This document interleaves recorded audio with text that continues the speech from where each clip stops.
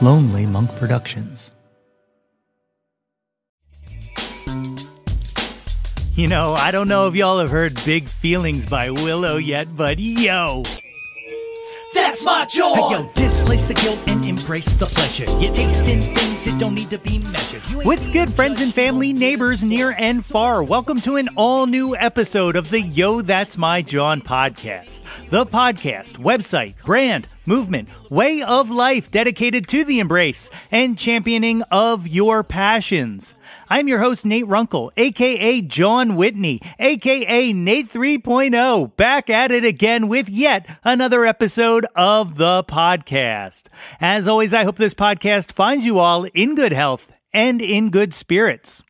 On today's episode, I am joined by Paul Myers of the Record Store Day podcast to talk about Saturday's upcoming Record Store Day, his career in music and journalism, and his pivotal role in the reason why one of the questions in the Jawntlet even exists. We talk about that and so much more, and that's coming up in a little bit. But first, hey, hi, how you doing? Thanks for all the warm notes about the Too Old, Too New podcast, and I really hope you enjoyed the first episode. It's a lot of fun to put that together with Bruce, and incredibly validating to be seen as a peer that he would even agree to do that show with me. You can find the Too Old, Too New music podcast wherever you get your podcasts from. I love having an outlet to be able to share and spotlight some of the music, new and old, that I've been into lately, so definitely check that out.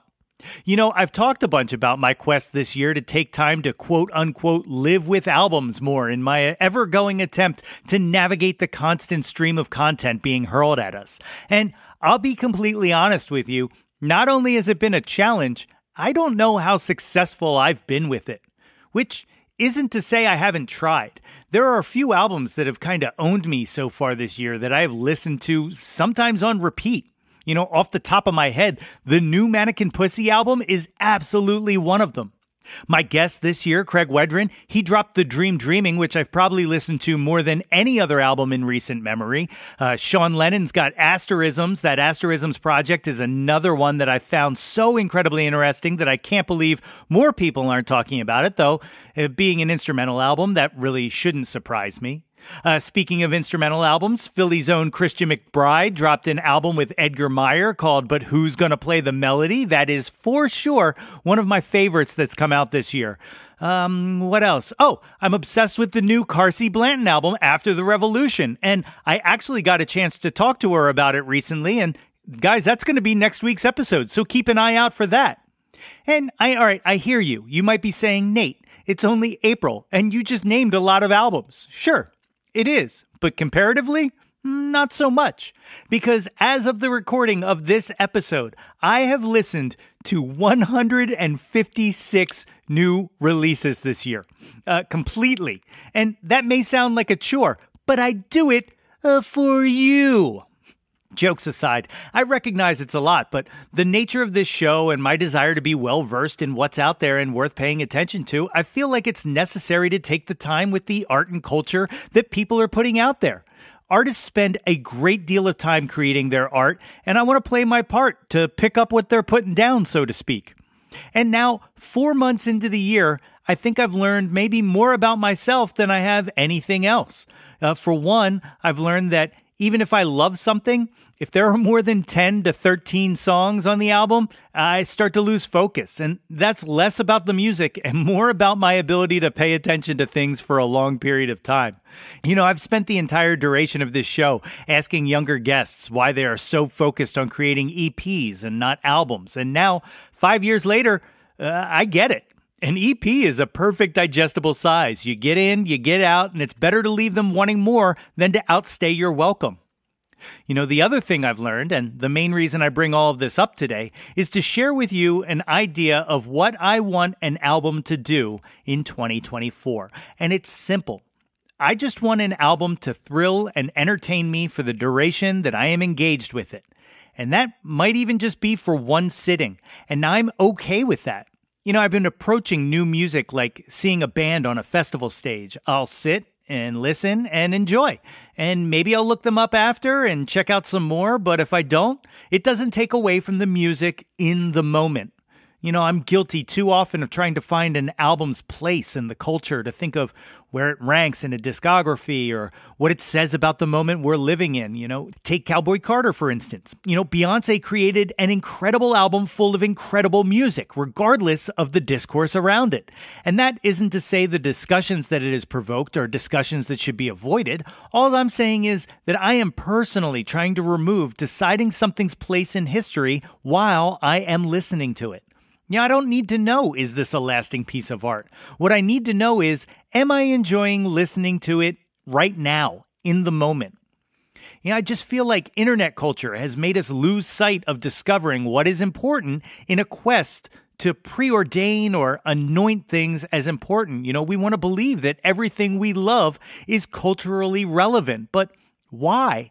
And for who? What do we have to prove? Can't we just like things / sometimes love things without hyperbolic comparisons to lasting art that came before it? I hope so. Because there's a lot of great art out there, and it doesn't have to measure up to Pet Sounds or Sgt. Pepper or Thriller or Dark Side of the Moon or anything like that, or even Cowboy Carter. All I'm saying is, you can just like the things you like. It's okay. My guest today is a songwriter, musician, author, and journalist. As a musician, he has created music with his band The Gravelberries, has written and performed alongside John Mormon in the act The Paul and John, and has released music under the moniker Flam. As a writer, he has written books on the Bare Naked Ladies, Long John Baldry, Todd Rundgren, and The Kids in the Hall. And he is currently working on a book about the late great comedy legend John Candy. You can hear him weekly as the host of the Record Store Day podcast, available wherever you get podcasts from. Folks, it is my honor to welcome to the show, Paul Myers. Ladies and gentlemen, I am joined today by the great Paul Myers. Paul, thank you for joining me on Yo, That's My Jawn. Well, thanks for having me. I'm super excited to talk to you. You're somebody who I've found incredibly interesting over the years, and I like to kick everything off by telling a little piece of connective tissue that we have together. And there's two. One is the very first time I interacted with you over one of the socials, I can't remember, there's so many of them now, was a bonding over the fact that we both edit our podcasts in GarageBand. Which I find is super rare because everybody makes fun of me they're like, come on, you got to use Pro Tools or da-da. And I'm like, I don't. GarageBand's perfectly fine. No, it's basically simplified logic. That's in both senses of the word. Yeah. And two, a friend of mine has repeatedly, shout out to Sean, made fun of me because I was trying to go to San Francisco Sketch Fest this year to catch all of the state and Kids in the Hall shows and didn't go. And he said that he ran into you and had multiple conversations with you. Oh, I think I know who you mean. Yeah. So yeah. That was outside the Great Star Theater. I remember. Yeah. I think, yeah. So there's our two connective pieces. But again, thank you for doing this. I always like to start things off just kind of in the Wayback Machine. So tell everybody about where you grew up. Well, I grew up in Toronto, Ontario, Canada, and I was living in the suburbs of Toronto, and just like any Canadian kid, I liked hockey, and but I was also a huge fan of the Beatles, and so that got me interested in music, and then I became a guitar player and started playing in basement bands, and then eventually some professional bands, by which I mean we still had day jobs, but we played professional shows. And then a lot of things happened. I started learning how to write, and then I write songs, but I would also learn how to write features and things like that, like short story, periodical stuff for magazines and newspapers. Got really encouraged by that, especially at a time when the music business was really slowing down for me and feeling a little depressing. I started getting published, and I was like, oh, well, there's no shame in having a second career, or maybe even having that be your main career. So that's what happened. Longest story shortest is, in my peer group, among them were a band called the Bare Naked Ladies, and they were just about to have their biggest American break, which was the album that had 1 week on it. And they had been together for 10 years, and they wanted to sort of have a story a book that explained who they were, like an autobiography, but they didn't want to. There's 5 of them, so they didn't want one of them to write it. So they all knew me, and they knew I'd become a writer. So they thought, you were there, you write the story. So I got this gig, and I wrote a book called Public Stunts and Private Stories, and it was basically their autobiography written by their friend. And it got published on both sides of the Canadian-U.S. border. Actually, Simon and Schuster had an imprint that published it in the States, which was kind of exciting.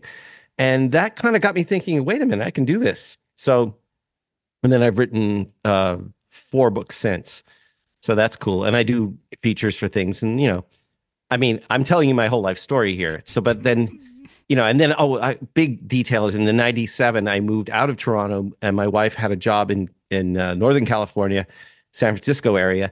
So we moved to San Francisco. Then we, for a while, moved back to Canada, but the west coast of Canada. We lived in Vancouver for a while. And then I got into radio in Vancouver and television a little bit, and still writing the whole time. And then something happened where we decided it would be good to come back to the Bay Area. And here we are. We're still in the Bay Area. So we live in the East Bay, from above Oakland, above Berkeley, It's killer. And that's like one of the things, and one of the reasons I wanted to talk to you is because I a very smaller frame, much less successfully, find myself kind of in the same thing where, I had a very long period of time where I was trying to do music. Like that was my focus. But then I started like kind of pivoting to, writing and this podcast and kind of video creation and just stuff like that. So like kind of keeping my hands, but in my heart I still kind of see myself as a musician. Do you feel the same way? Like if I mean, I am still a musician, and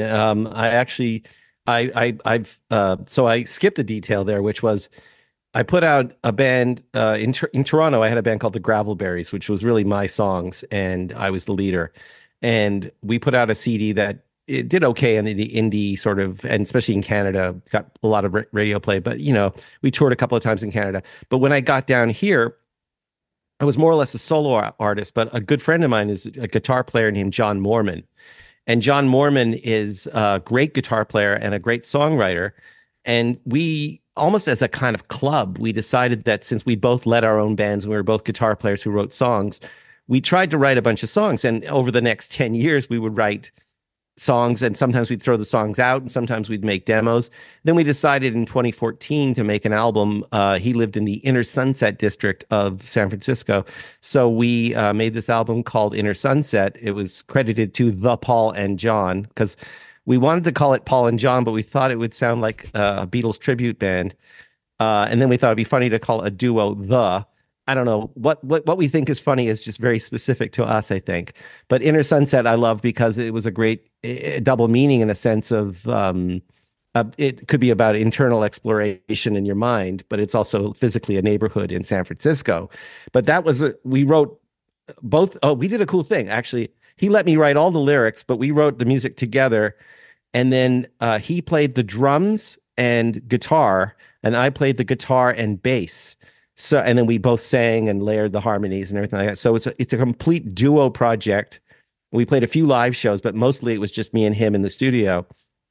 And then, we've talked about doing another one over the years, but that was such a fun thing. We got crowdfunding for it.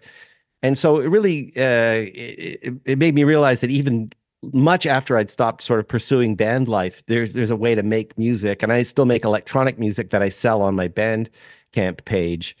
And there's no physical form for that stuff, but it's just this thing called Flam, which is kind of soundtrack music. It's some of it's ambient, some of it's like blippy bloopy synthesizer music, but it's all very personal to me. And so I've kept my hand in, and I just actually co-wrote some songs with this English songwriter named Phil Thornley, who is also a producer. He's worked with The Cure. He actually played bass and produced the song Love Cats for The Cure. And he's done a lot of cool things, and he's a great songwriter. And we were just chatting, and I sent him something I've been working on. He put it on his last, it was the B-side of a single, his last single in England. And then I've got a song that's actually on his new album that I co-wrote with him that's coming out called Hollywood as she might, Hollywood, and Phil Thornley. So like, I'm actually I'm, still writing songs that are actually going to be heard by people. So it's kind of neat. So yeah, I've definitely kept my hand in. That's incredible. It's great that you mentioned Jawn. He's actually in Philadelphia next week with Matthew Sweet. So oh yeah, and you should hear him with Matthew. He's so perfect for that band. Like, because Matthew has a tradition of having sort of freeform guitar players. Matthew's a friend of ours too, and Jawn totally brings it when he solos. Like, and he's got great rhythm guitar too. But when he goes off on a tangent, it's like so amazing because he's got kind of a jazz sensibility to rock and roll, which is rare, and I was always, whenever I played with Jawn, I always felt like I was just a strummer and he was like the guy. He was the guitar player, but I'm glad he's playing with Matthew, and everyone should see that because they don't tour all the time. So it's cool. Yeah, I'm hoping to make it. I have to clear something up. Busy man, you know how it goes. You should tell us exactly what it is you have to clear up because we need to know the. No, I'm just kidding. Keep that to yourself. It's just more podcast stuff, like as it always is. Back to the Gravelberries, though. Like one of the things. So in doing all of my research, and I don't want to pretend like I do these incredibly deep dives. Very surface, but I've been obsessed with the Gravelberries album in researching this because I'm a really big pop like power pop guy. Oh, that's cool. And so like that's just like that it's almost like it was I was predestined to enjoy this album or whatnot. But even kind of the Paul and John stuff kind of has like that strong power pop, and of course obviously Matthew's stuff is. What was your kind of connection to that? Like what was the first band that kind of hit for you and you were like, this is the sound I want to. Are you talking about within power pop? Yeah. Oh well. For me, Badfinger was the one I put my like when I first started realizing it was not just Beatles. Like, so the Beatles were a huge influence. So obviously, if you want to trace it back, I mean, She Said, and I by the Beatles and stuff like that, or Day Trip, or Paperback Writer, and then also hearing the Who, like Pictures of Lily and stuff like that.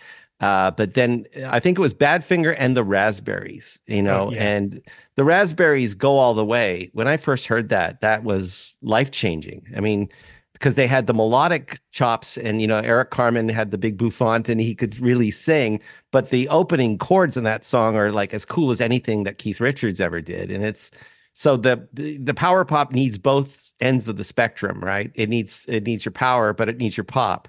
It's like stacked harmonies, but four on the floor drumming and crunchy guitars and jangly guitars and all of it together. And I don't know why it always felt like sort of Caucasian soul music to me. There's something really evocative about it. And the Byrds were kind of, they would veer towards that in sort of the more faster end of their tempos. And so when I heard those two, like the Raspberries and stuff like that, and that was, and then over the years, there was a lot of different things. Like there was a guy in Canada who was on the radio all the time named Michel Pagliaro, and they just call him Pagliaro. And he had a song called "Lovin' You Ain't Easy." Okay. And "Lovin' You" or "Lovin' You Ain't So Easy" is what some people sing. That song is such an incredible pop song, and that was on Canadian radio. So this was at the same time I'm hearing the Raspberries and I'm hearing Badfinger, No Matter What, and Baby Blue. And then what happens in the new wave came along, and all of a sudden there was a lot of bands that were, nobody necessarily called themselves power pop, but there was a lot of bands like 2020 and the Shoes and some of the DB stuff, and it was the same thing. It had all those components that I love. Blondie even veers into power pop. Cheap Trick has power pop elements, and believe it or not, Kiss. This is a huge discussion amongst power pop fans. But there is definitely the Paul Stanley end of Kiss is definitely respectful, if not participating in power pop. Definitely. They would be found, and if you rated power pop people, you would find Paul Stanley in there, and he'd be in the paddy wagon with them. So there you go. It's funny because like I've always said that like I think one of my earliest musical obsessions before I even really understood music was Kiss. And I think it was to the costumes because I was a kid. And like I have a picture of me at like 2 or 3 with a Kiss guitar with my tongue out like Gene Simmons, like that kind of thing. But you know, I completely agree that like to me, like I think the birthplace of my love of power pop comes from like early Kiss. Like just, you know, it's just the guitars are just a little crunchier than usual. And what veers it towards metal is that they ever so often lean towards either lascivious sex or demonic evil. Like Detroit Rock City is a menacing song. It's not the power pop often has a more celebratory, you know. And by the way, years later I heard Big Star, and then I realized that September Girls is definitely like a template, and Chris Bell's I Am the Cosmos. Like, but I didn't even know that stuff as a kid. Like that was happening already, but it was happening for rock critics and certain nerds. But I was a different kind of nerd. And then years later, I think, you know, I definitely got into it. Like guys like Matthew Sweet were talking about it. The Posies were talking about it. Jellyfish were talking about it, Big Star. And, you know, and so suddenly we all knew Alex Chilton and Chris Bell like really well, like in their music. And so there was definitely that revival. And then when the Gravelberries got together, now the name you might know, but there was an episode of the Flintstones where Wilma makes a gravelberry pie, and it's so good that Fred thinks he's going to sell. He wants Wilma to make pies to sell to Safeway, which was called Safestone. And so the idea is he get a supermarket distribution deal and everything would be great, and they'd make $1 million, as Fred often is wont to think. And then what he doesn't realize is that the price that they're offering him for per pie is like 3 times more than what it costs to make it is 3 times less than what it costs us to make the pie. So they're actually losing money on the pies. And in a hilarious turn, Fred says, take it or leave it to Mr. Safestone, and ends up having to leave it and is selling pies by the side of the road. And I thought, well, there's an indie story.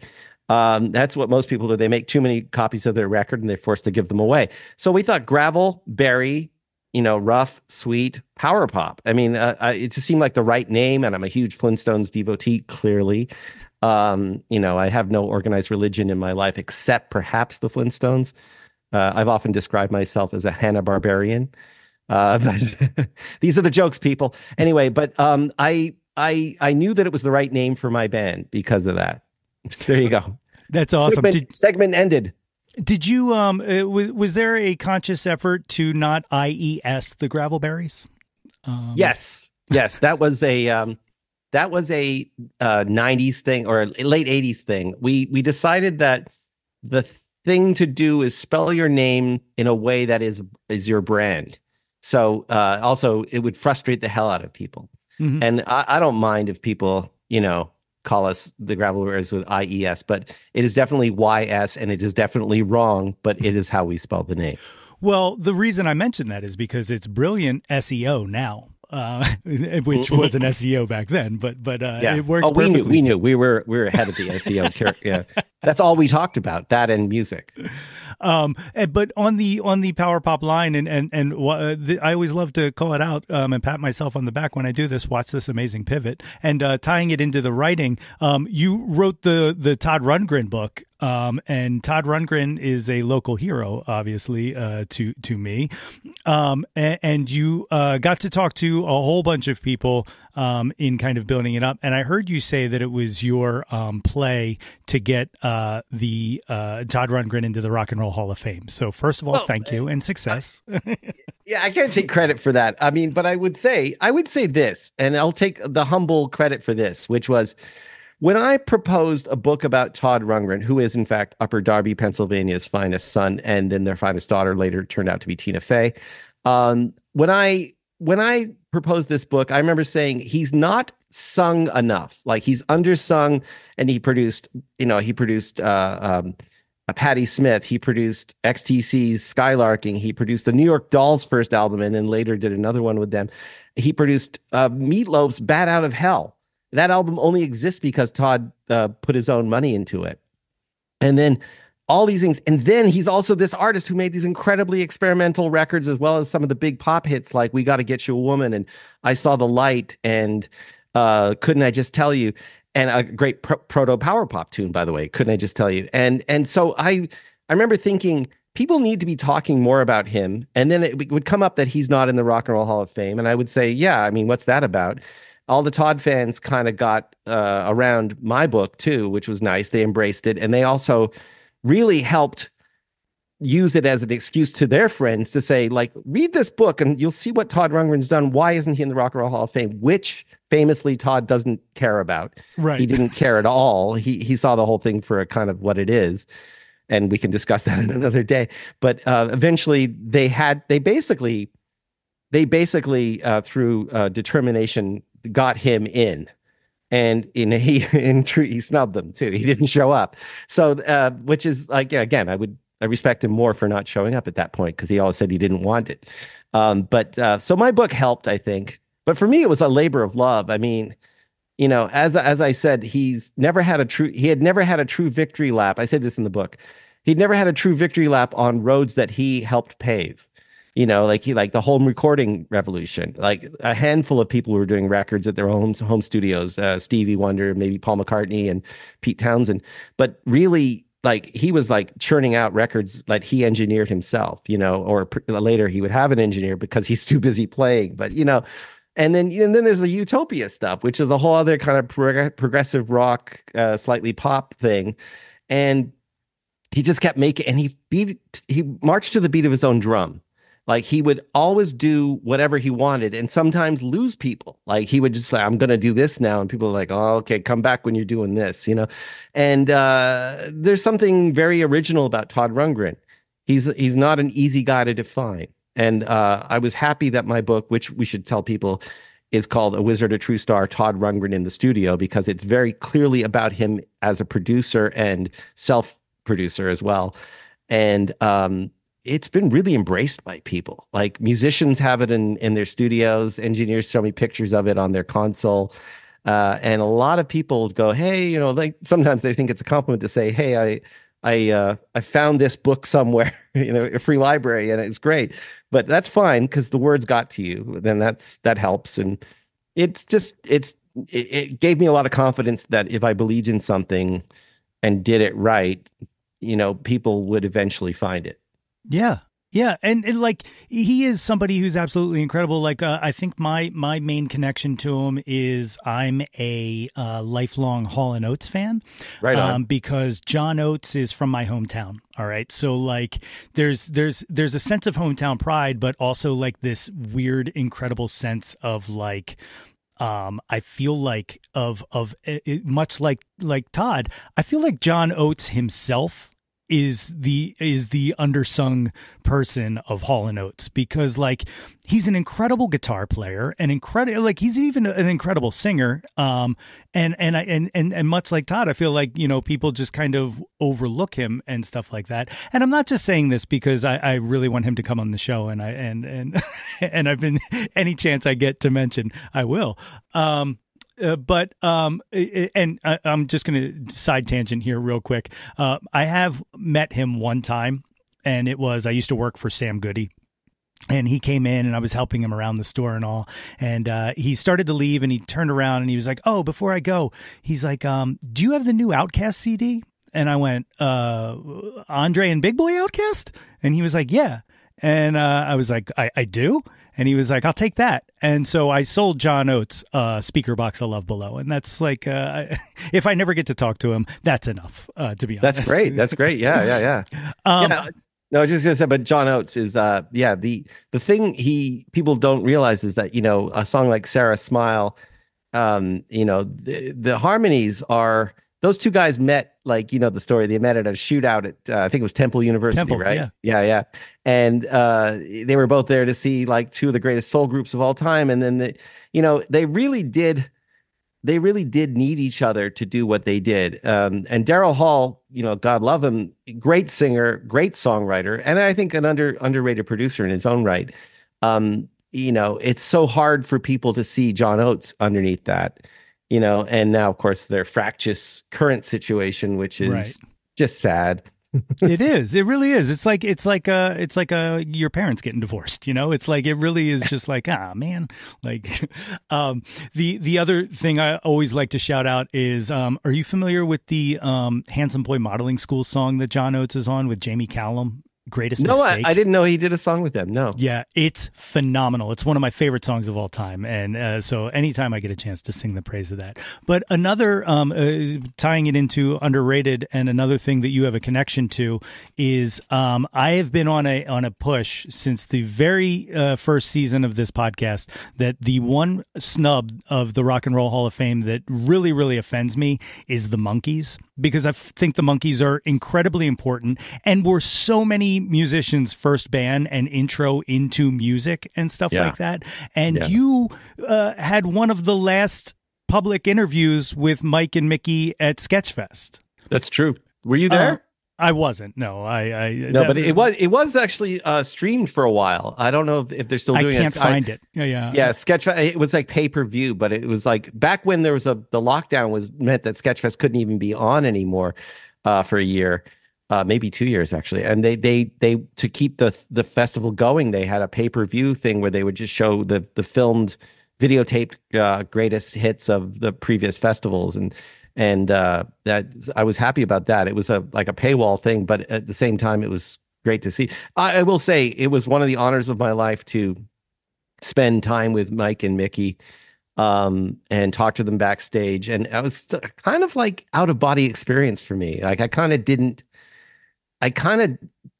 don't know how much I was present for some of it, because I was kind of like remembering, like the Monkees were a huge influence for me too. Like I mentioned the Beatles, and I remember getting into an argument with some kid in the schoolyard once because I said the Monkees were better than the Beatles for a week. You know, I went through a week where it was the Monkees were speaking to me more than the Beatles at that point, you know, and I regret that, but at the same time, I mean, I meant it. What I meant was that those songs by the Monkey, Last Train to Clarksville, anyway, and the Mike Nesmith songs on those, the album Headquarters.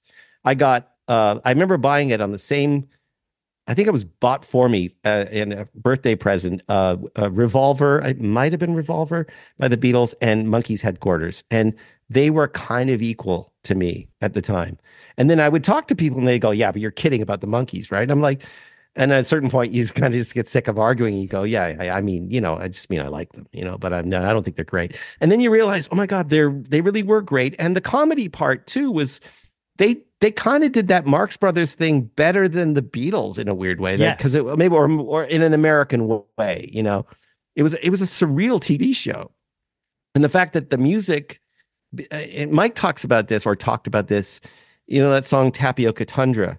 Mm-hmm. He would go on. I saw his last show, his last LA show with Mickey at the Greek Theater in LA. I happened to be in LA, and a friend actually got me in, which was great. And he made a speech about how I'm paraphrasing wildly here, but Mike made a speech on stage. He was kind of not that in shape. He was going, you know, everyone had a sense that if he wasn't going to die, he was definitely going to be retiring very soon. And he had to sort of walk slowly to the mic. But one of the things he said in a very heartfelt way, it was kind of like a famous baseball player speech. He said, you know, we started out as a fake band, but then it became real because of you, the fans. And then the big cheers. And then, you know, I'm still kind of choked up thinking about it and then they sing a song for Davy up in heaven, you know, and it's like, you realize, they manifested it because their connection and the music together, the whole thing was such a special moment that the cynical part of Hollywood and all those things, it couldn't kill the good part, which was that they really did create, and pop exists on records anyway. So if a band makes a great record, that's a real record, you know, and so we don't know the difference between, the fact that the Wrecking Crew played on so many of your favorite band's records that they didn't play on. The Beach Boys didn't all play on Pet Sounds. Yeah. You know, so why isn't that considered like the Monkees? You know, like, I'm saying to support both of them. I'm not saying dissing one of them, you know. Exactly. No, I go on the same thing, like, because like I'm like, okay, you want to say they didn't write their songs, but they did. Okay, they didn't write their hits. Okay, Elvis didn't write his hits. Are you going to deny Elvis? Oh, well, they were put together by the studio. Okay, well, the Sex Pistols were put together by Malcolm McLaren. Does that take away their impact? Like every single argument that anybody gives me is just a fallacy, and I know what it is, and it's because, and I forget who it was that said it. It might have even been Mickey, that people just find them not cool. But I think that's starting to turn. I feel like people. I feel like I feel like their time's coming. I think that what I was saying about the Marx Brothers TV show aspect of it, the sort of wacky comedy. I think that I'm going to name drop here, but Don Was said to me once. What a name to pull out. No, because he produced Bare Naked Ladies, and I was interviewing him for the book, and I said, why do you think it is that it was not was and the Bare Naked Ladies don't have as much credibility with certain journalists? And he said, because they have a sense of humor. He said, people go to see Keith Richards play, and they might have a job, and I'm paraphrasing again, but Don said, someone might be working at a 9-to-5 job that they hate, and they just figured they gave up their dreams of life. But the Rolling Stones show is their say 2 hours in which they can be eternal. And they want to spend it with someone who takes this seriously. And if they perceive them as not taking it seriously, which, by the way, I would argue, just because you have a sense of humor doesn't mean you don't take the thing seriously. Right. But his thing is, the perception is, I want a serious rock and roll show, and in that voice. And I think that is part of the reason why the Monkees weren't given the same critical mass, or it didn't feel as clean to say that they're a great rock and roll band. Yeah, that makes sense. I just had a conversation with someone recently about pop music in general and why there's kind of a uncoolness or a disrespect of pop music. And I started to think that it is kind of, like you just said, taking it serious.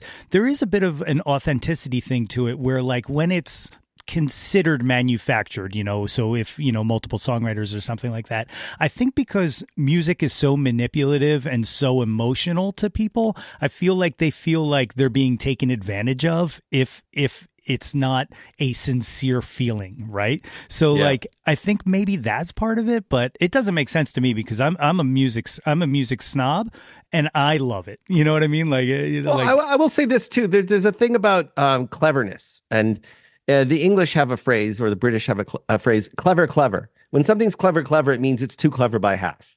and sometimes people write satirical lyrics, or they write wry lyrics, and there's a sense that they're emotionally distancing themselves and not facing the truth of what they're saying. And there's sometimes that is true. Sometimes you can be so clever that you fail to make an emotional connection, and then you're wondering why your band isn't popular. And it maybe, or only critics like your band because they're funny, and there is definitely that. I would argue that, though, for someone like Robin Hitchcock manages to be clever and emotionally direct at the same time, and also super intelligent. So even when he makes a joke, in quotes, a lot of times the joke is very arch and very dry, and so there's a way to be clever and there's a way to be funny. And there's just something that happens sometimes. And in the case of the Monkees, of course, it's like they were literally had a show with cartoon sound effects. Right. Like they're literally like, boing, there was literally smash cuts and bang, guns that said bang. And like it was, until they did Head, which exploded the whole thing. But like, that's a whole other story, right? But that was them trying to kill the beast in their own way, the same way that I was just talking to I was just talking to De La Soul. What did I say? I was talking to De La Soul recently on my podcast, which is something we'll get to in a minute. But they did this album, De La Soul is Dead, right after their biggest album. The Daisy Age had like exploded, and they'd done 3 Feet High and Rising, and everyone loved them, and they were crossing over in a big mainstream way. So then the next album is De La Soul is Dead. Because they're trying to say, we're not all about funny things here. We're not just, cuddly, and so there's sometimes we have to sort of balance the image. Anyway, that's enough about all of that. Yeah. I'm so glad you mentioned that De La interview, which was absolutely incredible. And I'm also insanely jealous of, it took a lot to pull that off, by the way. Yeah. Yeah. A lot of rescheduling involved in that one. I don't doubt it. I don't doubt it. But so you have the Record Store Day podcast. How did you're a writer and you do all this. So like making a music podcast to me makes sense. Like but how did it get connected to Record Store Day? Well, it's a funny story. I've been looking when the podcast revolution started really hitting home, and I'm a big fan of Mark Maron. I'm a big fan of various other podcasts that were not about music, but and now I really love all these Beatle podcasts that I listen to. But that's a whole other story. I wanted to get in the space because I had been in radio in Vancouver. I'd spent a year on a commercial radio station where I had a talk show called the Paul Myers 1-2-3 Show, and it was because my time slot was 1 to 3 in the daytime, so it was like a graveyard in a weird way. People would listen to the rebroadcast in their cars. By the way, that was the coolest thing. It was on at 1 in the morning as well, so bands coming home from gigs would hear me. That was kind of neat. But what it trained me on was hitting the mic, as I'm pointing to one now. I don't know if this is a visual podcast, but I'm pointing to a microphone. And it trained me to sort of, it actually got me addicted to the idea that it's fun to chat on the radio, which is now what we do on podcasts. And so I really wanted to get in the space, but a couple of things. I didn't want to spend my own money. And I didn't really know what to do, frankly. Yeah. And I was just thinking, I wonder if someone will hire me to be part of their podcast. And around this time, I had gotten involved writing liner notes for a Record Store Day release. I can't even remember which one right now. Michael Kurtz there is a great guy. And he just contacted me and he said, actually, it was so cool because he just sort of was like, he's really laid back. And I was in New York. He was in New York at the time. And he said, let's just have lunch. Let's just talk about stuff because I know you're going to do something. And I said, okay. And we didn't know what it was. And then at one point I said, hey, have you ever, no, he said, hey, I know you were talking about getting a podcast together. Have you ever thought of doing one for the Record Store Day people?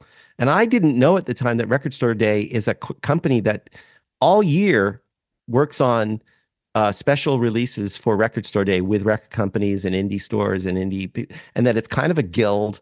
It's kind of it's like a guild or a trade union thing, a trade organization.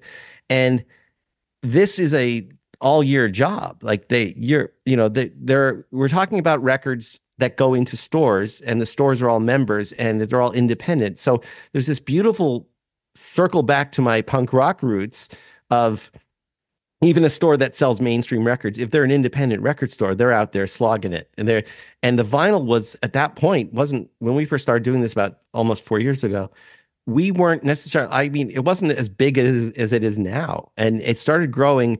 And I think to Michael's credit, having me come and do this podcast was kind of part of their vision of how do they make it more like, get the word out more often and constantly all through the year. And then Carrie Colleton, who works with Michael, is somebody, and one week, I think it was suggested that she come on and talk about something that she's doing. She's with the Department of Record Stores, which is the department, literally what it sounds like. And she's doing a lot of direct work with everybody and knows everybody.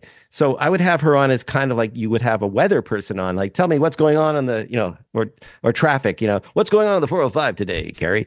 And she would give me a report. And then it just became that we like to talk about stuff that is relevant to records and the musical news. And it gives me a chance to not be just, for one thing, I don't know what's going on in the Record Store Day business part. So it's great. It's like, bring the person in to tell me the story. And there's another side to it that I didn't even think of, which is podcasts are a lot, not to denigrate what we're doing right now, but there's a lot of dudes talking. And so having a constant presence of a female voice who knows her stuff, I mean, or it could be anybody, but the fact is she's an expert in this thing that we're doing. And it just helps break up the sound of like my voice, which is like, you can hear if I got no one to, I just ramble, but it's kind of a neat side thing we didn't even count on. Now we're just friends, so it's kind of cool. So there's that component, and so that's how I got it. The Record Store Day, and I actually record the product, and I edit it. I make the posters. She helps. She does a lot of bringing stuff to me, which is great. So she's kind of like the booker. I will sometimes go out of my way, like the Lemon Twigs are a band that I'm interested in and become friends with. And we're having them back when their record comes out, because the last time they came on was like early when I knew them, and now this new album is just amazing. So I bring that to the table, but at the same time we're getting other interviews and now people are starting to come to us. So I have publicists saying, can you get this on or something like that? And actually the De La Soul thing sort of happened in a way of, I think Carrie had suggested to them that maybe they'd want to come on, and then they kind of seized the moment and said, yeah, let's do that. And it was kind of a way for a lot of these artists to sort of also have a place to say how much they love Record Store Day and how much they love record stores, Yeah. So again, I don't give you short answers, do I? I'm sorry. No, I love it. That's you're giving me gold.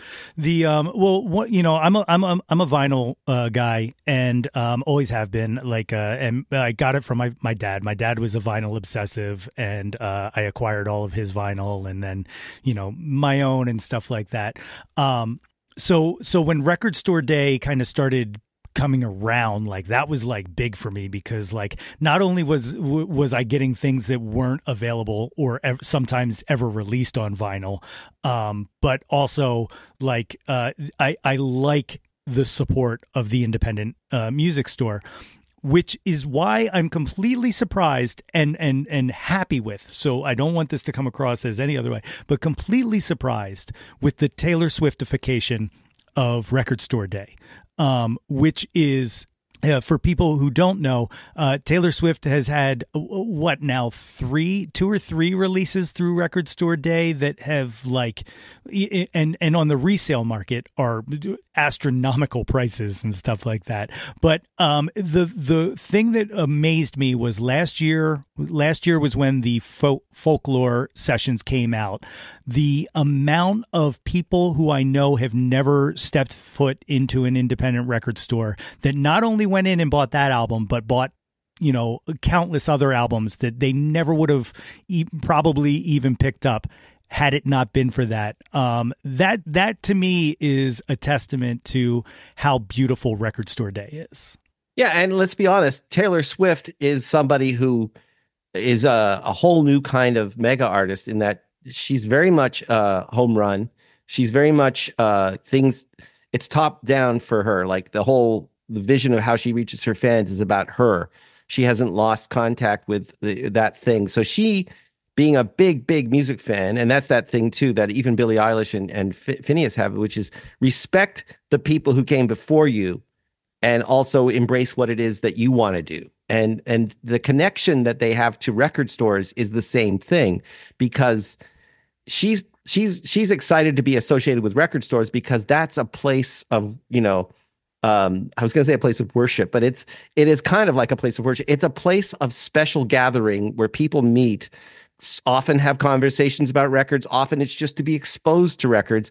And, first and foremost, it's a place to pick up records. And the fact that Taylor's people in Taylor knew to be involved with Record Store Day, and then the fans who might, like you said, they might have just only ever streamed these things before, they want to purchase something that's going to feel like a physical thing in their home, and that they're like, where would I get that in this day and age? Oh, there's record stores.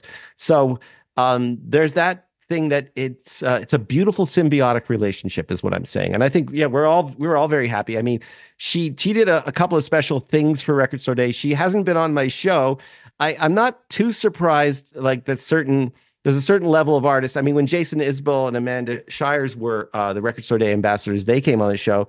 And, I think, I mean, I've been trying to get Paramore, but they're super busy right now. They're the Record Store Day ambassadors this year, which is interesting because they're in a place where they've now taken over their own indie career. Yeah. After being on a major, and for them, it's an exciting time to be Record Store Day ambassador. They said something in a public statement about that, and it's just, yeah, I think you could call it the Taylor Swiftification, but there's also a couple other things that happen that are not as widely talked about. That it's an excuse for a lot of labels that don't want to press more than 2,000 copies of something, or even in some cases 500 copies. They know that they will probably sell them on Record Store Day, so they make these special releases that have a limited range, but they might be like the board tapes or demo mixes of an album that has an appeal that isn't gonna like excite the boardroom at BMG. Right. Like they're not, what's their profit and loss on this? It's not worth it for us. But it's worth it for some smaller record label to put it out in a small way, or Warner, frankly, will do this too. Warner through Rhino, they'll do things that are sort of limited, but they know that they can make a quality thing that becomes, I dare say, artisanal. It's a small batch, Yeah. handmade. And I want to say one more thing about those bootlegs. This year, Record Store Day did something, and again, I don't work directly for the offices of Record Store Day, but I work with them, and they have this thing called RSDMRKT, which they just started doing. RSDMRKT.com, which stands for Record Store Day Market. And what they decided to do there was, since indie stores have to order these records, in various cities, they might sell out, and then they become, sought after on the aftermarket, right? But now they have a kind of an agreement with each other, all the stores that participate in Record Store Day, that you go, instead of going to like those other sites, go to RSD MRKT first, and they are not going to bootleg them or jack the price up in a way that you can't get. They're just going to make sure that people who wanted that record, if there's any left over, you can get it from say you're in Philadelphia, if somewhere in Ohio or Oklahoma had 2 copies left, that you can get it from them. And then I haven't used the service yet because I think they just started doing it. But in principle, this is a great idea, because not only is it beating the bootleggers, but it's also rewarding those indie stores who, they buy those records. Like, right. So Record Store Day makes these releases available, and somebody has to front the money to make those things, and then the stores have to order them, so they have to pay for the stock. This is like a great way of saying you will sell through your stock. And that means next year, say there's a volume 1 of something, and the volume 1, if it sells out completely, there'll be a volume 2 probably, because they go, oh, there's a market for this. It might even resurrect certain people's careers, So there's, one of the things I want to get into, as I was talking to Michael about this, Kurtz, was that I keep thinking, I know stuff that should be resurrected. I think we're a few months or a year away from me actually having one where I curate and produce it, because I now know how this works, and I've watched it work. And there's some great people in the field who do resurrection work. Pat Thomas and Andrew Sandoval and Bob Mayer did with the Replacements. Like, these guys, these people know what they're doing, and they know how to get the masters right and all that. I'd love to work in that field, and I have endless respect for the people who spend the time tracing the original master tapes and listening to 600 takes of something to decide what's worth putting on a box set. It's killer. Yeah. Does that mean we'll get a Record Store Day release of Bowl of Globes? I actually think that they should do that. I do too. I don't know because it's never appeared in vinyl. Like, Bowl of Globes by the Gravelberries was a CD only release. It's streaming right now on my Bandcamp, and you can actually pay what you can on that to buy. There's 3 bonus tracks that weren't on the original CD, but I would love a physical release, because the artwork was done by a good friend of mine, a talented graphic artist named Antoine Moonin in Toronto, and he did such a great job. The bowl on the cover of Bowl of Globes is made by my wife's best friend Linda, who lives in Colorado, and I found the little globes there there's a patio lights that look like little lit up globes, and the name is an homage to a Globe of Frogs by Robin Hitchcock, and I told him that when he was on the show. But it's like there's a lot about that package that I would love to see 12 by 12, and maybe even a gatefold sleeve, dare I say.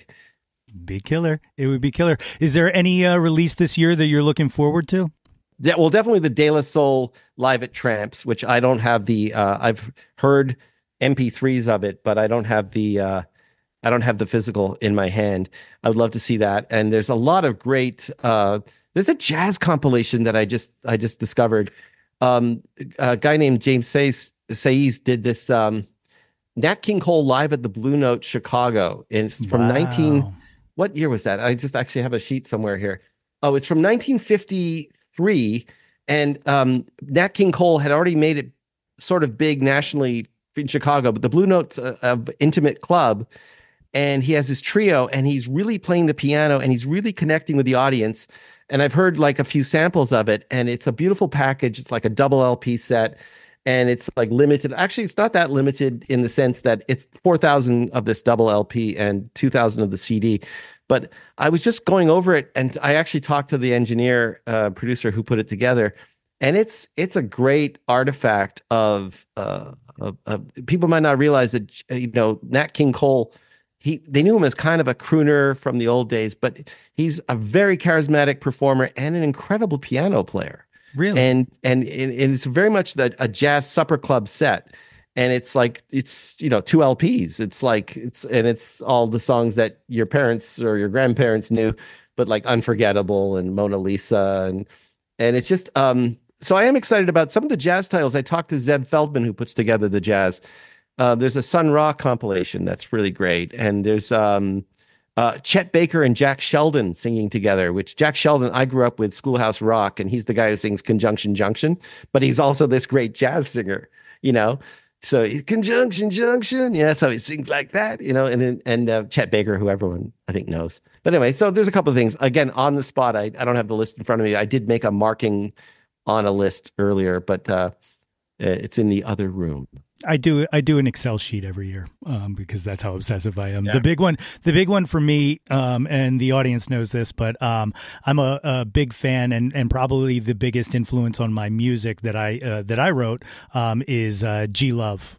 G Love and Special Sauce's first album is 30 years this year, and there's a 30th anniversary Record Store Day release, and I'm super excited for that. I remember when that came out. I remember they were on Conan. That's how long ago it was. They were on the original Conan show. So yeah. And I remember it because I was in a hotel room. I know where I was. It was like, believe it or not, I actually hope I haven't got this wrong. I was in Antigonish, Nova Scotia with my band, the Gravelberries. And we watched Conan, and G Love was on because one of the guys in my band said, it's like glove, right? Glove, G Love, glove. And if I'm not mistaken, was this also the day? I'm going to have to Google this. I think it was the day of the OJ car chase. Really? Because I remember we were in a hotel, we had a gig, and there was this car chase that hadn't resolved yet, but we had to go play our gig. And then we come back to the band house that we're staying in, and we turn the TV on to see what had happened, and it was late, and so we all watched Conan together. It was like that's one of those. Awesome. But it's weird what you remember, right? And I think actually, here's the funny thing is, I also called my wife, and her friend Linda, who made the Bowl of Globes, had just had her daughter. She had just had a child that day. So it was like all these things were happening on this one day.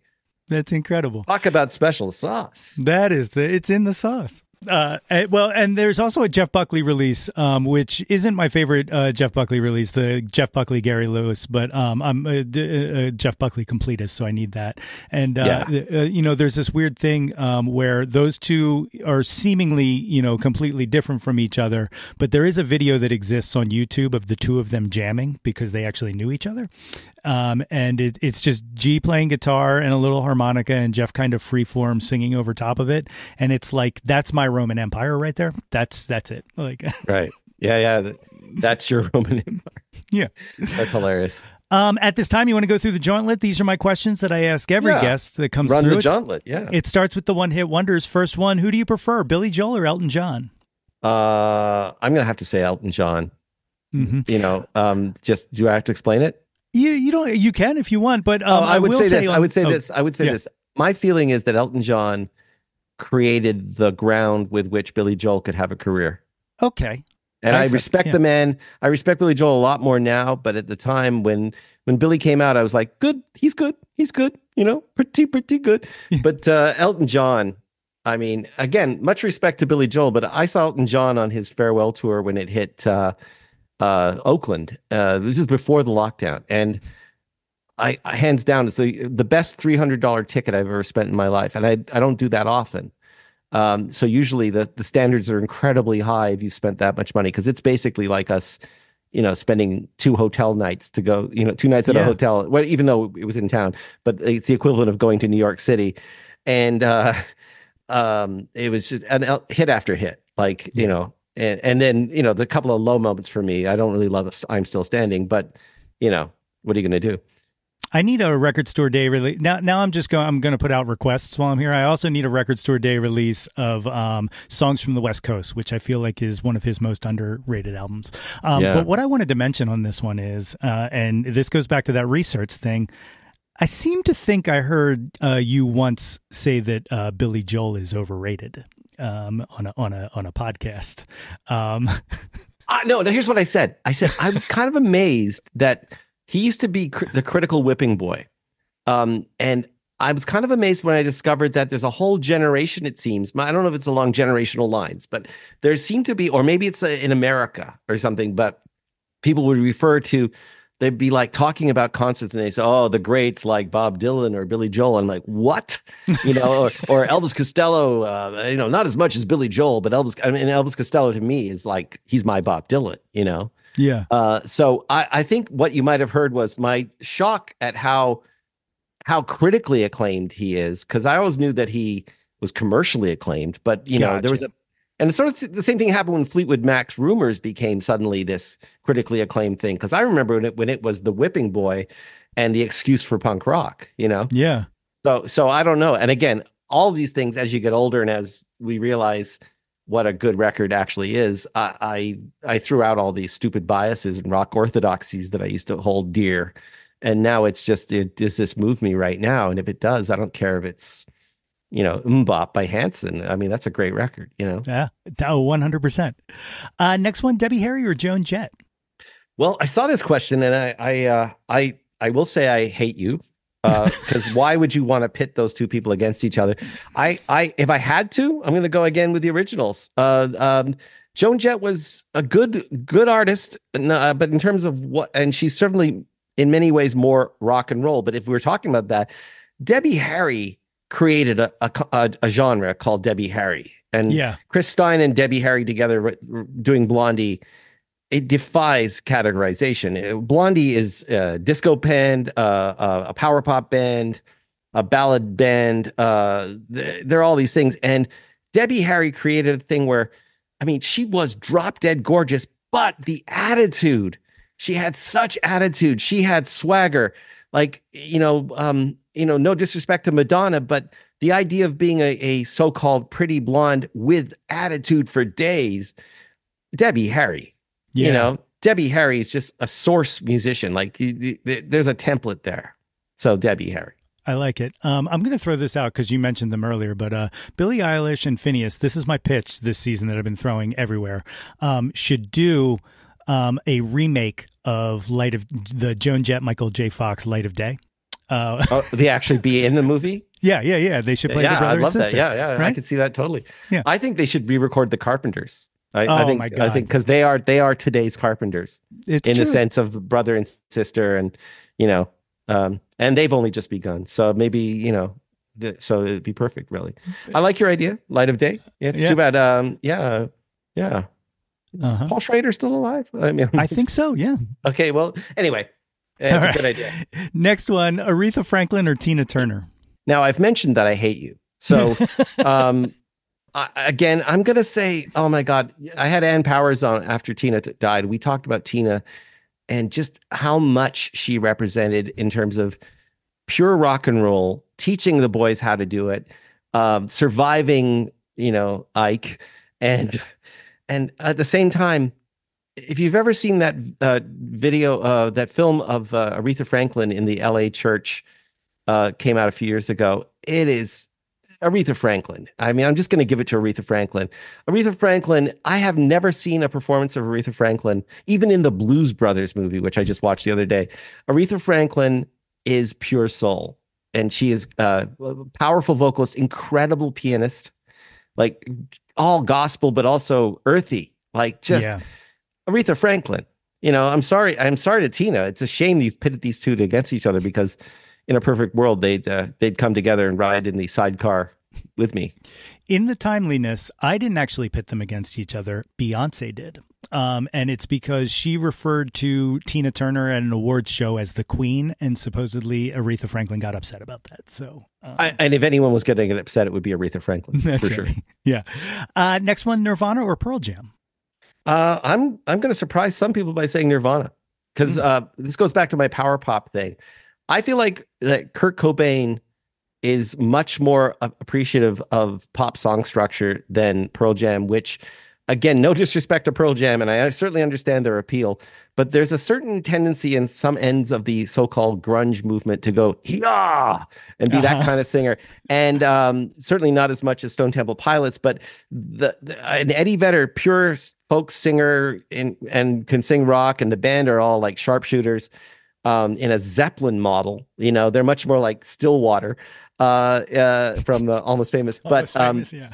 But at the same time, Nirvana was a power pop band at times, or at least a pop band, and they understood.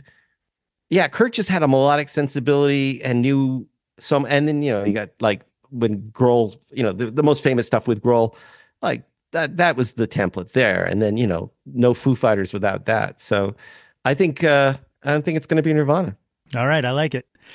Janis Joplin or Stevie Nicks? Well, this one's easier because you have to qualify because they're different singers. Yes. Like Janis is pure fire. Janis singing "Come On" or "Piece of My Heart," like she is. I'm going to say Janis just because I have such respect for Stevie Nicks. Again, these questions just leave me mad because Stevie Nicks is a great original vocalist and a very fine songwriter, and certainly blending with Christine McVie and Lindsey Buckingham, there's a sound that you pick out immediately. But Janis Joplin, come on, it's like comparing a freight train to a really smart car, like Janis Joplin. I love it. I love it. The big cliche, Beatles or the Stones, and I'm pretty sure I know the answer to this one. Well, do you know this? I'm going to say the Beatles. I think you know that. Yeah, that was a shock. But I have always had a deep and abiding respect for the Rolling Stones, and I certainly understand why. And I certainly understand why people love them, and I too love them.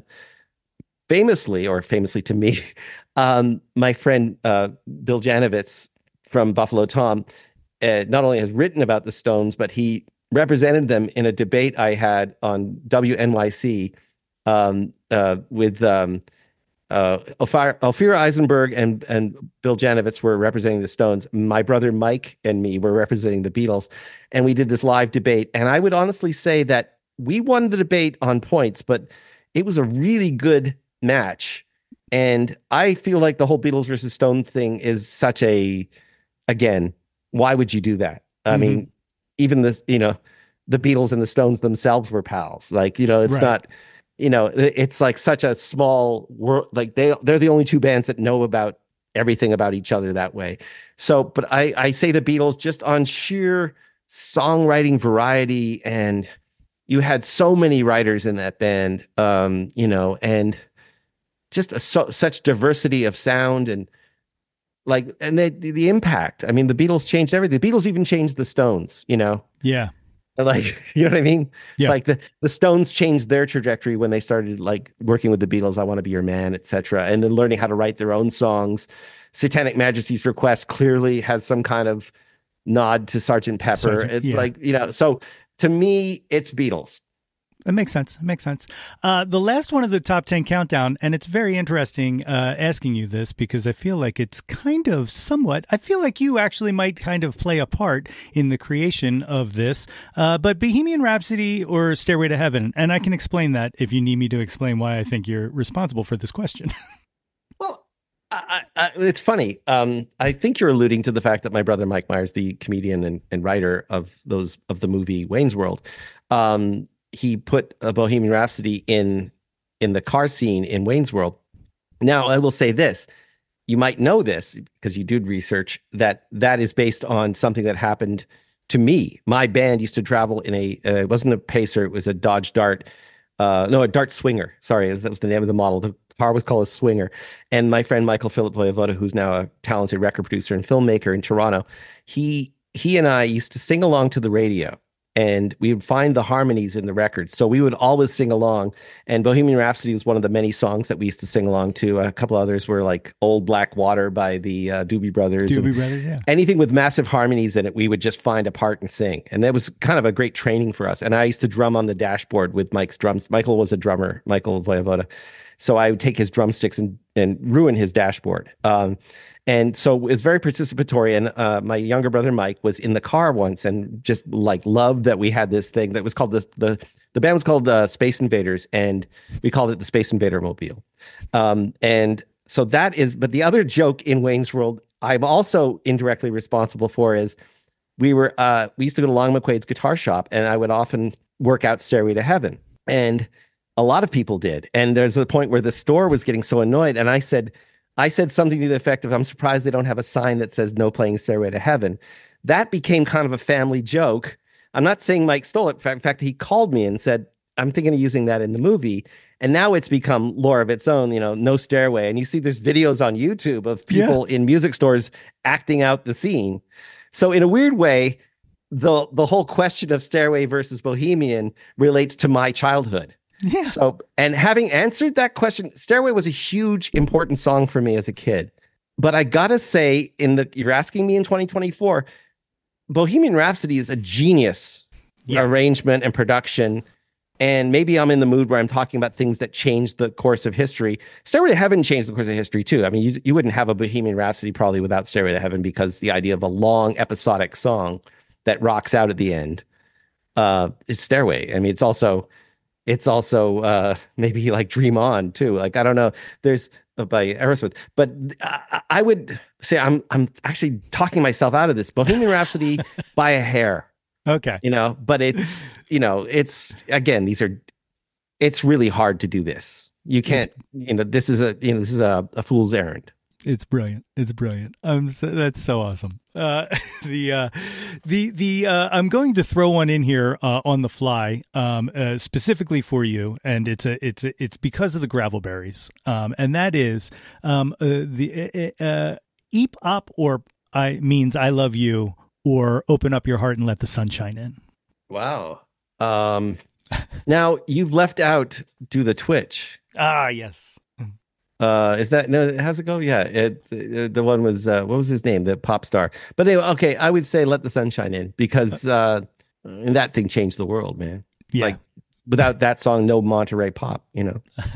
Because when Pebbles and Bam Bam appeared at Monterey Pop, that meant the Mamas and the Papas could be there, and Hendrix.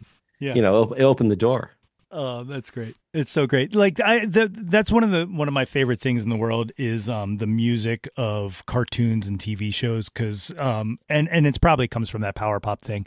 But like, there were just incredible songs and incredible songwriters working for things that are seemingly throwaway scenes, I think my appreciation of jazz comes from Tom and Jerry, like a lot of that stuff, and Bugs Bunny. Yeah, absolutely. I mean, my dad used to joke, it was a big influence on me and my brothers, Peter and Mike, that we never noticed the cartoon sound effects and music when we were really young. But my dad would say, hear that flute player, or hear that bongo player. I'm like, there's a whole other world going on in this cartoon. Yeah. And then we started noticing sound effects too. But my dad used to say, like, the TV show Mission Impossible and had that open with his bongos. And he goes, I played the bongos on that, which was like, it became one of those dad jokes that we just didn't even hear the joke anymore when he said it, like, because he'd say it every time. But then to realize that a human being, this is what happened later. I went, a human being made that. Yeah. It's just like when you start to notice all the other jobs in movies, you go, like, you see a movie and you see the camera come down on a crane behind or drone camera or whatever. And you go, now I watch movies and I go, wow, that must have been, you can't see the crew, so they must have had them all on a remote location, and they must have had just one camera coming in here because they do 360 and you don't see the crew, or maybe they're CGing it out. Like, I never used to think about those things. And in a weird way, I kind of hate that I can't watch a movie now without thinking of the sound mix. Mm-hmm. But at the same time, it's great to respect the good people who make these things. For me.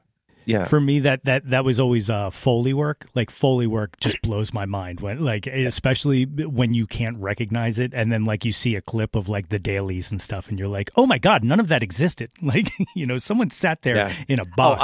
I was always blown away by the idea of room. They record room tones so that they have the sound of the room without anyone in it.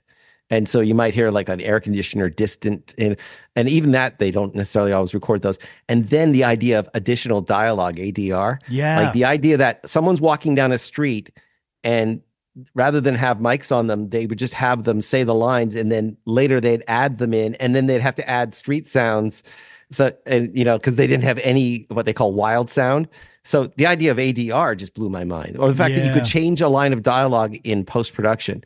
It's like you could have them like cut away to someone else's face, so the word that they forgot to say or they need to say, like meanwhile I'm giving him the gun tomorrow, which is like a big plot point, and so that they forgot to shoot a line where the guy says that, so or they haven't thought of that, and then they go, we need to have someone say that, but we can't shoot the whole film, so then they have the voice thrown in. Like that to me is amazing. It's wild. There's a clip, I don't know if you've ever seen it, that Criterion put out of them just recording room tone on all of their interviews, and it's just people sitting there while the room tone's being recorded. It's really fun to watch. I've been on. I was on the set for a few movies, and it's always I was always the guy that meant they had to start again because I go, what are they doing now?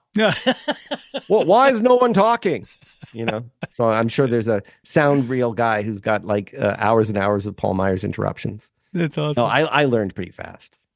The next section is the top 10 countdown. We talked about it a little bit before, but Jawn can mean whatever you want it to mean at any point in time, any person, place, or thing, or idea. Number 1 is the first Jawn. What were you first obsessed with when you were a kid?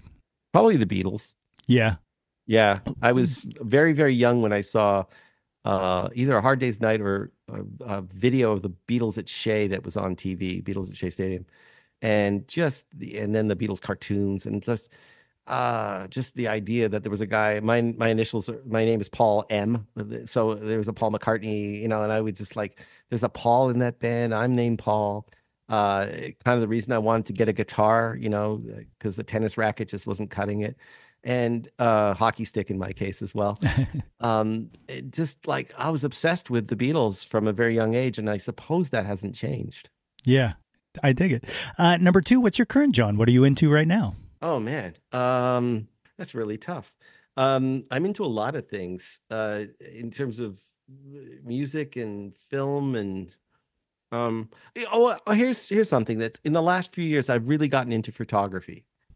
I started out with an earlier model of the iPhone. I suddenly realized, I always liked pictures, but never thought I had the patience to be a photographer.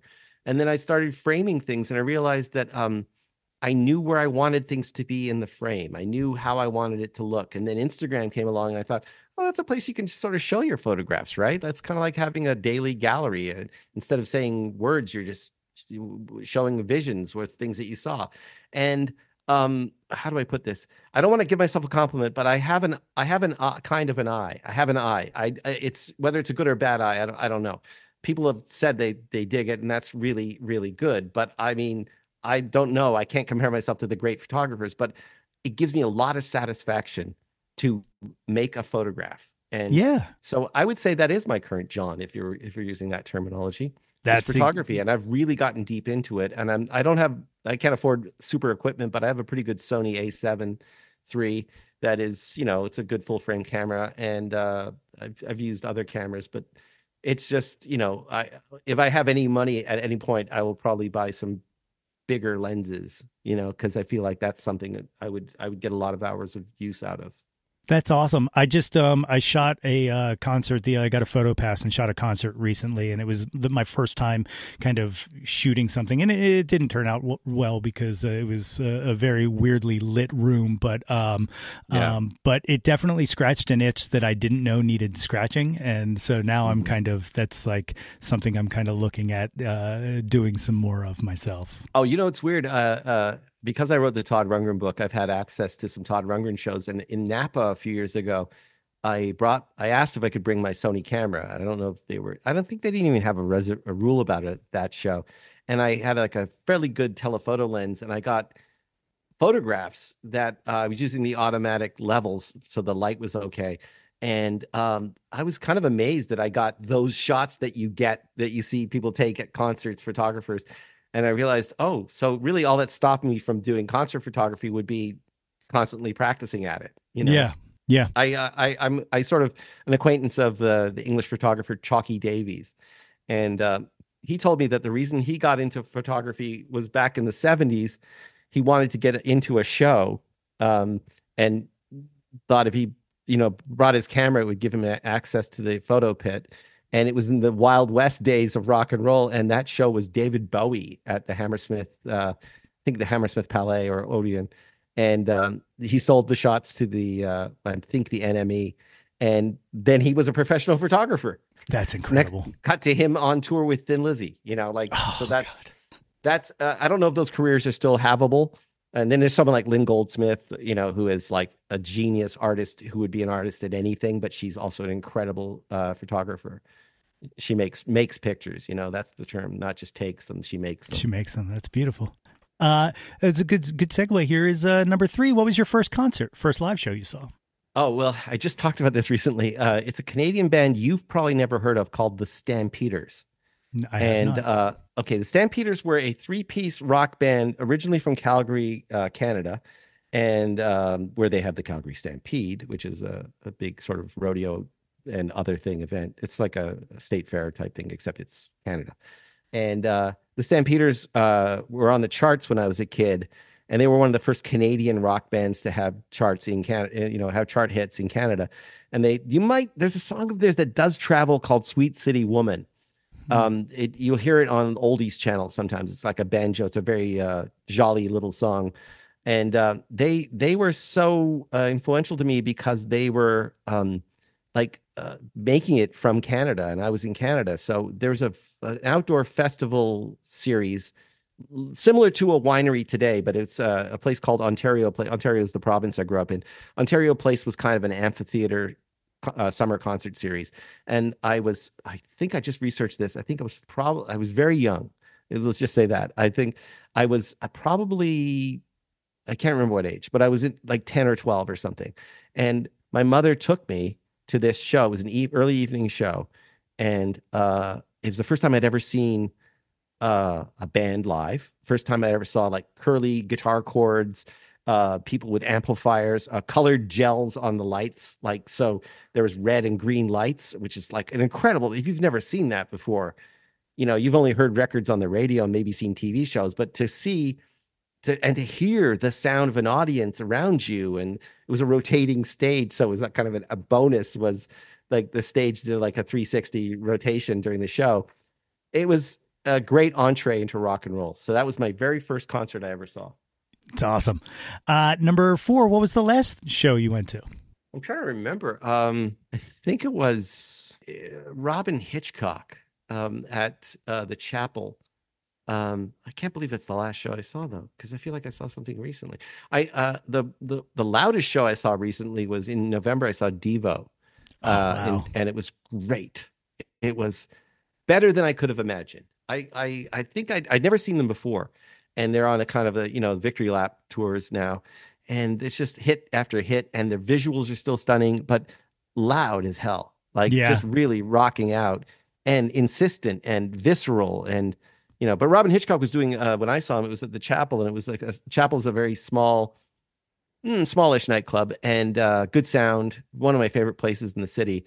And it was on Syd Barrett's birthday, and if you know anything about Robin Hitchcock, he's kind of a descendant emotionally of Syd Barrett, sort of surreal, evocative, equally John Lennon and Bob Dylan, and just surreal and psychedelic. And so it was a respectful a tribute to Syd Barrett, where he was playing all the songs of Syd Barrett that he could play, basically. And that was great. I can't believe that's the last show though. I haven't really put it together, but that's definitely of this last swing for sure. I dig it. Number 5, what was your favorite concert? Best live show you ever saw? Well, this is funny because it wasn't a public concert, but I saw, I was lucky to go to Saturday Night Live in 1993 to see Paul McCartney. And I was 6 feet away from him on the main floor when he sang "Hey Jude."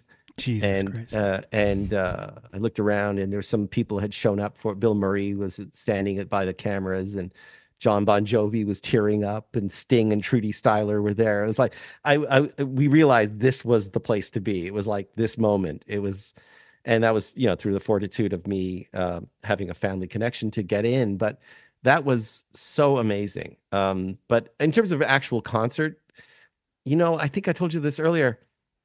One year I spent on two different concert tickets. I spent money that I've never spent before because I'm broke most of the time as well as being cheap, but mostly because I'm broke. I went to see Elton John on the Farewell Yellow Brick Road tour and had hoped it would be good, but had no idea that it would be so good. Like, so respectful of his fans. The band was perfect. Like Davy Johnston's still in the band, and Nigel Olson's still in the band, and then other people, younger people as well, bolstering the sound. So you could really he and Elton himself singing in fine voice, playing piano like a guy who loves to play the piano rather than an obligation. And the visuals were nice, and there were screens so you could see up close, but really, even from the back, I was kind of at the back but raised, so I could see the audience below me, and it was so great, hit after hit. And Rocket Man, and but I will say the other big concert I saw at the same venue that I spent money on that also surprised me how much I loved it, only in that I didn't expect to ever see them, was Jeff Lynne's Electric Light Orchestra. They had 17 people on stage recreating those multiply overdubbed records. But Jeff was so into being there, his sweet little Birmingham self, oh, can't believe you like our little band, and like, it was just really, you have no idea. You're not prepared for how much you love a song like Telephone Line or Mr. Blue Sky with the complete sound. Like, the strings are there, everything's there, and it's all real. Like, it's all being played on stage. And it's just, and where Jeff can't maybe sing some of the high notes he used to sing, he has a guy in the backing section that's sort of shadowing him, so he can sing all the sort of Dylan-y parts of his voice because he has a very Dylan-esque voice. And then when it gets into some of the bigger, sort of higher parts, he's singing but really hitting a harmony while the other guy's singing. But it just gives you the illusion of but it's not just an illusion like they're acting, they're making this music come alive. And what more can you ask for from a legacy artist, I think, For real. It's kind of similar, especially with the, someone taking parts in the background was, I got to see, during one of the non-com conventions that they hold, in Philly, I got to see Brian Wilson, and I was right up against the stage, and it was, 2015, maybe something like that. Right. And like, just sitting there during God Only Knows, with him right there, like it was kind of, on a smaller scale, I didn't look over and see Bill Murray or anything like that, but that would have been, I think that would have been Jeffrey Foskett singing the high notes, right? I think so. Yeah. Those guys, what Darian Sahanaja did and all those guys, what the Wondermints guys did is they made it viable for someone like Brian Wilson, who wasn't really in shape to be on stage in terms of his earlier days. And even in the old days, he was a reluctant performer, I think, and I say this as a guy who has everything that Brian Wilson ever did. And I've dissected and listened to all of his greatest work, even the surf stuff. And I love Brian Wilson, and I have nothing but admiration and respect, especially at this hour when he lost his wife and his own health is failing. But having a bunch of people up there who also love him, the shelter that they give him, the jacket that they make for him to keep him warm on stage, it's so beautiful. And I know I'm a social media acquaintance with Jim Lespia, the drummer. I can't even say his last name.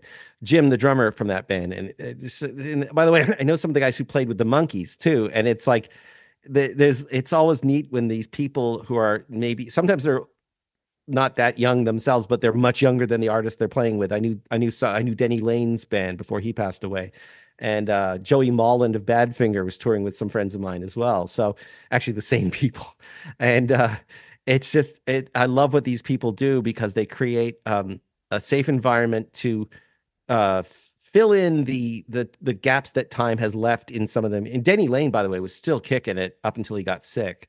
Like he did. I have to brag. Because these guys are friends of mine, they had me up on stage to play acoustic guitar on Band on the Run, which Denny was in Wings at that era.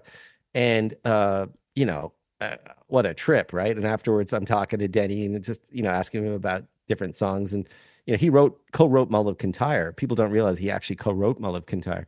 And, he would do Go Now, the Moody Blues song he wrote. And, and that was great. And the other thing these guys did, and again, I'm going to name drop again, is when Joey Mullen came to town, I got to play guitar on the Day After Day, the Badfinger song, and again on stage at the chapel, which I mentioned, and it like. They, before we're working it out in the dressing room and they have the guitar there. It's a 12-string guitar and I got to play. So I got to play a Badfinger song with Joey Mullen and a Wings song with Denny Lane because of these guys who are like this incredible backing band that are friends of mine, So I've had a really charmed life in some ways. I'm not rich or anything, but I've had a lot of great experiences. Hell yeah, you're living the dream. I would say I'm living the dream. I'm paid adequately. Number 6, who have you never seen live that you wish you would have? Prince. Same. Yeah, I had two chances to see Prince in the last few years of his life.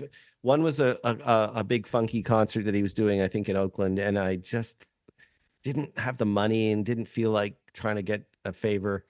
And then he did that solo piano tour, and I could have seen that too. And again, I think I didn't know when it was going on sale, and I heard about it when it's too late. And I didn't make an effort. And I thought one day I'm going to get it together to see Prince, and then he died so tragically on the heels of Bowie going, at least I got to see Bowie a couple of times. I got to see Bowie in 3 times actually. And there's like one of my favorites too. Bowie is my first 2 concerts were David Bowie concerts. It was the Serious Moonlight tour and the Glass Spider tour. And after seeing the Glass Spider tour at like age 7, I feel like I was ruined for concerts for a very long time because I was like, why is there not a big giant spider? And where's Peter Frampton? Yeah, a friend of mine when I was a kid, I can't remember what album it was. Might have been the Heroes tour. No, but my friend had bought a ticket for him and his girlfriend, and he broke up with his girlfriend 3 days. Maple Leaf Gardens in Toronto, which was where the Toronto Maple Leafs used to play, and they don't play there anymore. And they had concerts there, obviously, because it's like Madison Square or Boston Garden or something. And he broke up with his girlfriend 3 days before, and he said, "Do you want to come to this show, Paul?" And I said, "Oh, absolutely, I'll come to Bowie with you." And then he made up with his girlfriend the day. I just recently got caught up with this old friend of mine. Like we've been friends ever since, but I hadn't talked to him in a few years, and I for some reason couldn't like. You remember that time you offered me the Bowie ticket, and then you had to pull out of the last minute? I'm like, dude, that freaked me out that you broke. Why couldn't you make up with her the day after the show? Right. Anyway, it's great. Number 7, name an unappreciated Jawn, something you wish people paid more attention to. Oh, and any kind of thing? Any kind of thing. Oh, geez. Can I suggest one? Because okay. My friend Sean told me that you have interest of making a book on the wrong guy, and please make that happen. Oh, yeah. I mean, I would. Because the story of the wrong guy, when I interviewed all the principals for it, during the Kids in the Hall book that I wrote, which we didn't mention yet, One Dumb Guy, the Kids in the Hall, and I also executive produced the Canadian Screen Award winning documentary that Reg Harkema directed called Comedy Punks, Kids in the Hall Comedy Punks. So when I was doing all that research, I talked to Dave Foley and Jay Kogan and David Higgins, who wrote The Wrong Guy. And the story of getting that movie made with director David Steinberg, the comedian, was just incredible, including the infighting with the Kids in the Hall about when they were going to make it because they were trying to make Brain Candy around the same time, and Dave wanted to do The Wrong Guy. So yeah, I would, and I just saw it recently at a screening in San Francisco that you might, that's where story came up, and Jennifer Tilly was there, and Jay and David Higgins and Dave Foley, and of course Joe Flaherty was not there, and Joe Flaherty was so good in this movie. There's a great running joke in it. If the listeners haven't heard it, haven't seen it, the one of the premises of the film is that the local farmers trying to foreclose on all the banks and build farms in their places, which is obviously a reversal of the general plot of all of those movies. The farmers are getting closed out by the banks. And and Joe Flaherty's, I'm just a humble banker. All I know is banking, and then the farmer comes in. He's this evil guy going, your bank by this time tomorrow is just going to be a patch of rutabagas, like, and it's just this whole, I mean, I'm paraphrasing the joke, but it's such a great premise. And also that Dave Foley his character comes from finances, and he lands up, classic with the farmer's daughter thing. And he goes, well, I can't be of any help to you on this farm, sir. And he goes, are you kidding me? You could work at my bank. It's like, what? And Joe Flaherty, so great. And I'm writing a book on John Candy that's sadly not going to come out for about a year or so, because we decided to wait till the 75th anniversary, 75th birthday of John Candy. So it's coming out in like the end of 2025, which let's hope we're all still alive. But it'll be worth it, because I put a lot of work into this. And luckily, I interviewed Joe Flaherty, who is a big part of the John Candy story. I don't know if you know this, but John Candy was auditioning against his will for Second City Toronto, and they sent up two guys from the cast of Chicago, were Brian Doyle Murray, Bill Murray's brother, and he was a big guy at Chicago Second City, and Joe Flaherty, who was a big guy at Second City, and he's from Pittsburgh, by the way. Shout out to Pennsylvania. I don't know if that works for Philadelphia people, but anyway. But Flaherty at the audition in Toronto said, I like that Candy kid, but he's too young, I think. And then Del Close, the great comedy guru who was in on the audition, said, you know what? You're right. Maybe not now, but let's bring him to Chicago and train him. So he goes down and trains, and he gets in with another rookie, Bill Murray. And the two of them train together at Second City. So Joe Flaherty kind of set that in motion. And then when they were casting the TV show, and they finally made the TV show, by this point, Candy was in Toronto. And it was definitely Flaherty who said, make sure John Candy's part of this TV show. And Second City Television becomes the place where they all prove themselves. And so Joe Flaherty, throughout his career, was the guy who, really, I mean, that's just what he did for John Candy, but he did that for other things too. And, and he's just, and of course, Freaks and Geeks. Yes. Yeah. I mean, there's just the idea that Paul Feig and Judd Apatow put him in Freaks and Geeks because they knew. They had watched SCTV. They knew. And he played the dad, was it, I knew a guy who smoked. He's dead. He's He's dead now. His deliveries are just perfect. Yeah. I mean, like, and his physical work too, like in The Wrong Guy, just him trying to get comfortable in the new chair just kills me every single time. Yeah. So what's next on the list of questions? Favorite album? Oh, geez. It's really tough because it changes all the time. I don't even know if I want to answer that question. I will say the album I've listened to the most in the last 5 years, because I use it for writing. It's an ambient music album. It is the classic Brian Eno, Music for Airports. Oh, yes. I can hum along with that. Like I know every inflection on it, and it's like a warm bath. That album. It's comforting, or like my English dad used to say, a good cup of tea. It's like it's comforting. It's familiar. It never seems to date for me. I think it's from like 76 or something. I haven't looked at it lately, the actual date, but this is an album from punk rock was just about to happen when this record came out, and it still sounds, I don't think it's been matched, but there's a few albums I could put on this list, and I hate lists. I hate coming up with best ofs, but Jellyfish Spilt Milk is one that comes to mind. XTC Skylarking is another one. Todd Rundgren's Something Anything. Geez, I don't even, Joni Mitchell's Blue. I mean, come on. Joni Mitchell's Hajira. Yes. Okay, so it just, there are albums that I have to listen to the whole album, and there are some that I dabble in, but those are albums that I mentioned that, Revolver by the Beatles. What am I doing forgetting to mention that? It's an evil question. It is. Number 9, name an artist whose output you'll consume anything they release. Well, obviously the Beatles, but I would tell you XTC, anything Andy Partridge or XTC. I have everything they've ever released. If Andy Partridge puts something out, or Colin Moulding for that matter, I will put money down on that. And there are a few other artists perhaps, but I know that's an artist that I am a completist for. I love it. I love it. The 10th and final of the Jauntlet and of the Top 10 Countdown. What is your favorite Jawn of all time? Can be anything you want it to be. Oh, man. I don't know. I'll say my wife. Yeah, it's a beautiful answer.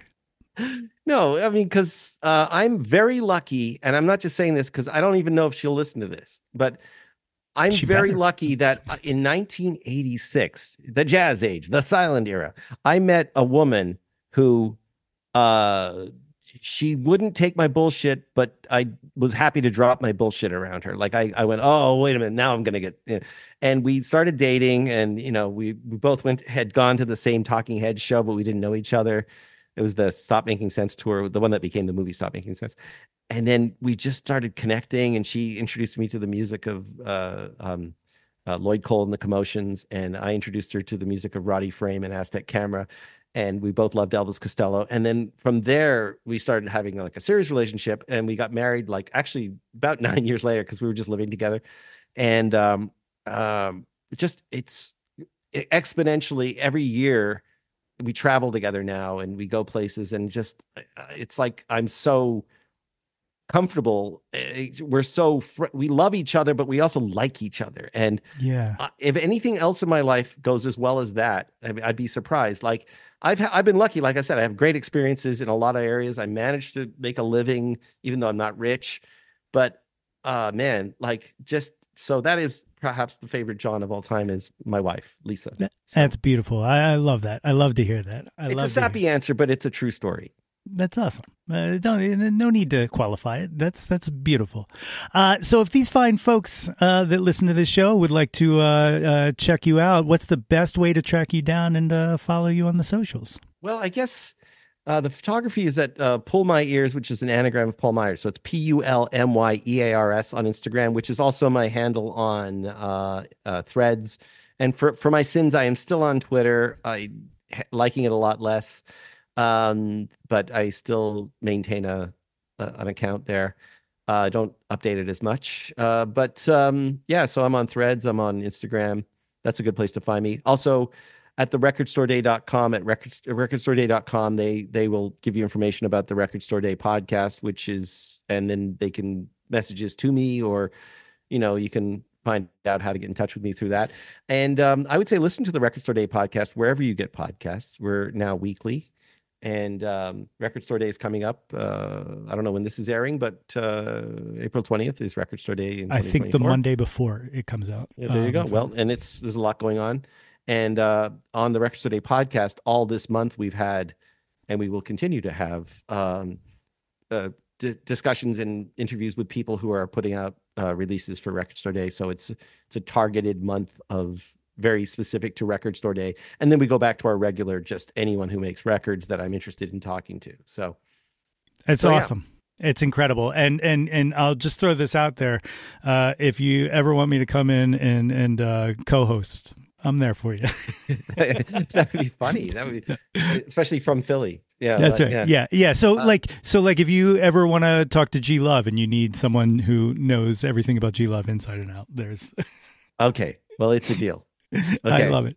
Paul, thank you so much for doing this. And thank you for the music, the books, just everything. Like I said, I find you very inspiring, how you stay creative and how not just with your own stuff, but bringing attention to other people's stuff, which I think is absolutely incredibly admirable. Well, I appreciate you saying so. Thank you very much. My many thanks again to Paul for joining me on the show today. The Record Store Day podcast is available wherever you get your podcasts from, and you can find more details at recordstoreday.com. You can find Paul's music on his Bandcamp page, paulmyers.bandcamp.com, and his work with John Moorman at thepaulandjohn.bandcamp.com. And of course, you can find Paul on all of the socials at Pull My Ears. That's PULMYEARS. Links to all of those and where you can find Paul's books are, of course, as always, in the show notes. If you haven't done so already, please be sure to subscribe to the Yo, That's My Jawn podcast, wherever you get your podcast from. And guys, it is not too late to get yourself a super awesome Jawn Scout Merit Badge for Citizenship of the World just by rating and reviewing us. Don't forget to visit www.yothat'smyjawn.com for the link tree with links to articles, merchandise, all of the previous episodes of this podcast, guest appearances on other podcasts, and more.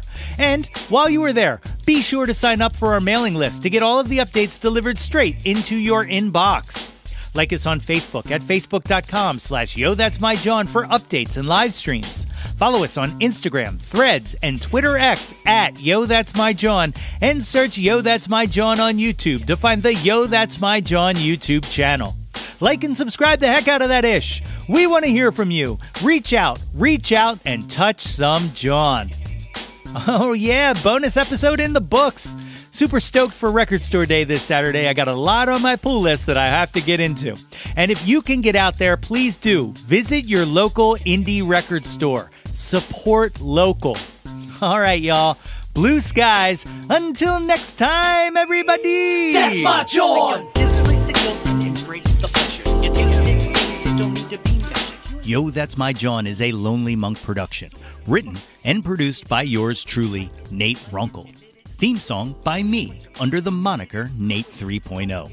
Special thanks to Fox Run Brands, DX Ferris, Andrew Scott, Maggie Poulos, Dan Drago, Natalie Runkle, and the beautifully vibrant and wickedly stunning Katie Daubney. If you or anyone you know has any ideas they would like to share or any guests they would like to hear on the podcast, please feel free to reach out to us at yothat'smyjawn@gmail.com or hit us up on the socials at Yo That's My Jawn. Until next time, be sure to displace the guilt and embrace the pleasure. Tilt your head back and shout to the world, Yo, that's my Jawn.